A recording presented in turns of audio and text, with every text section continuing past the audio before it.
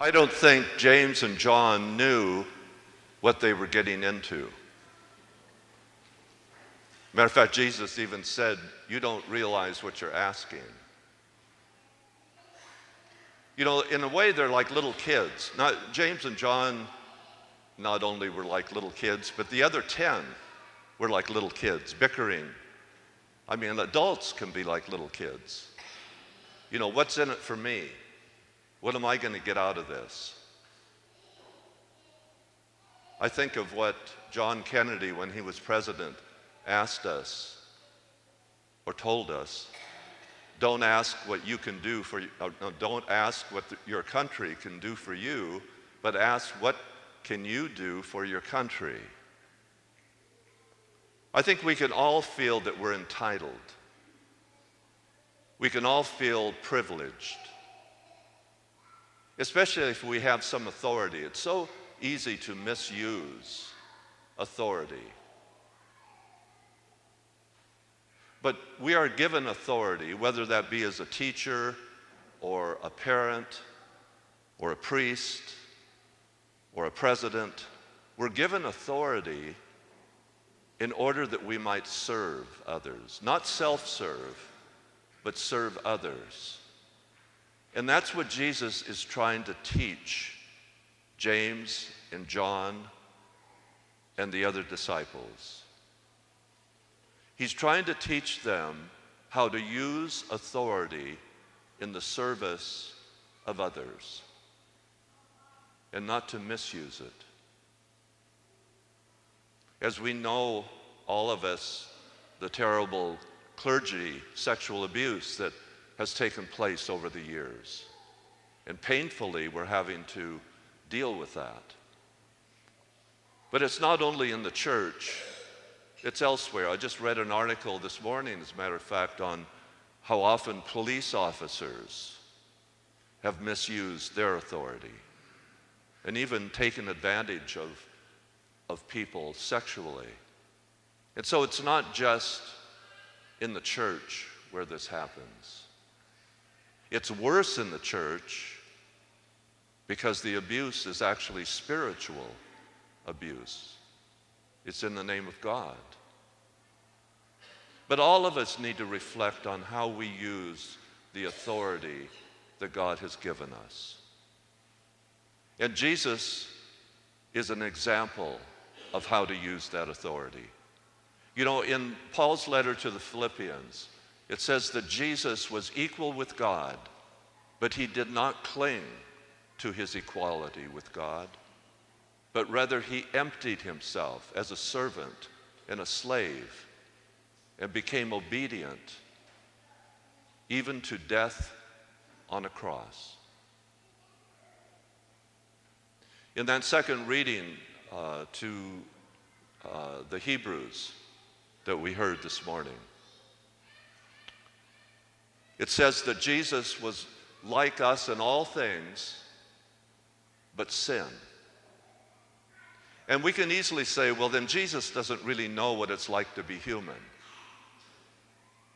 If he wasn't capable of sinning, then he didn't suffer the way we do.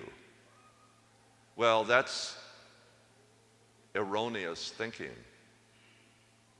Because if you think about it, when we sin, we are avoiding some kind of suffering. When we give in to temptation, whatever that temptation might be, we are avoiding some kind of suffering that we would have to accept by not giving in to the temptation. But because Jesus was incapable of sinning, then he could not avoid that suffering. And so he suffered more than we could ever suffer. I don't know if you remember the movie and the novel, The Last Temptation of Christ. If you remember, there was the scene when Jesus was dying on the cross, and in his delusion, an angel appeared to him and said, "Jesus, you have suffered enough. Come down from the cross." And in his delusion, he came down from the cross. And he got married and had a family. Well, if you remember the outrage that people had, trying to imagine Jesus coming down from the cross and getting married and having a family and living like the rest of us. But they missed the whole point. That was his last temptation. But he didn't give in to it. Jesus could have come down from the cross. Jesus could have called down an army of angels to defend him in the garden when they arrested him. But he refused because he wanted to set an example for us. Jesus said, "Just as I have done for you, do that for yourselves and one another." The washing of the feet. Do this for one another as I have done for you. And at the Last Supper, he said, "Do this in memory of me." Do what? Give your life. Be willing to serve. Be willing to resist temptation. Be willing to accept whatever suffering there is in your life.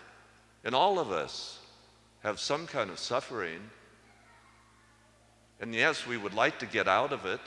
Even Jesus prayed in the garden, "Lord, if it's possible, let this cup pass from me."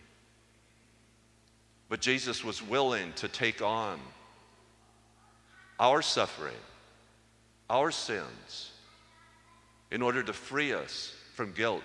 Jesus was willing to take our place.